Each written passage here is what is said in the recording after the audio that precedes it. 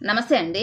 జగన్మోహన్ రెడ్డి గారు వైసీపీ కార్యకర్తల బాగోగుల గురించి పట్టించుకోరు అని చెప్పేసి ఒక విమర్శ అయితే ఉంటుంది. సొంత వైసీపీ కార్యకర్తలు కూడా ఈ విషయంలో జగన్మోహన్ రెడ్డి గారి మీద అసంతృప్తితో ఉంటారు. ఎవరన్నా సహాయం చేయాలి అని చెప్పేసి కోరినా కానీ జగన్మోహన్ రెడ్డి గారు చెయ్యరు, రెస్పాండ్ అవ్వరు.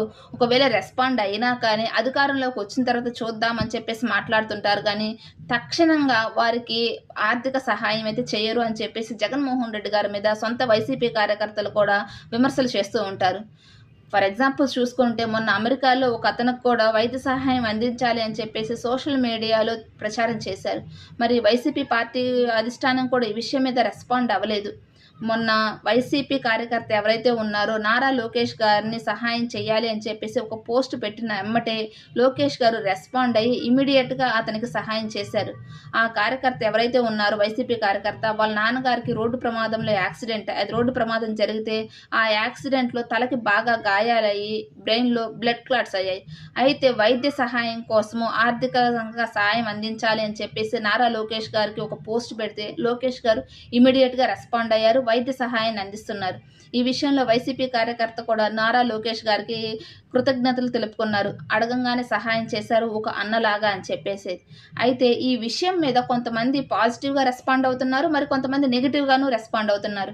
లోకేష్ గారు పబ్లిసిటీ స్టంట్ కోసమే చేశారు అని చెప్పేసి మాట్లాడుతున్నారు. ఆరోగ్యశ్రీ అప్లై చేయొచ్చు కదా అని చెప్పేసి మాట్లాడుతున్నారు.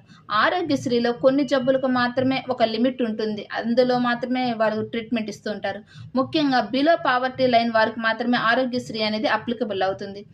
ఇక్కడ లోకేష్ గారి విషయం పక్కన పెట్టండి. మరి జగన్మోహన్ రెడ్డి గారికి కూడా అతను సహాయం చేయాలి అని చెప్పేసి పోస్ట్ పెట్టారు కదా!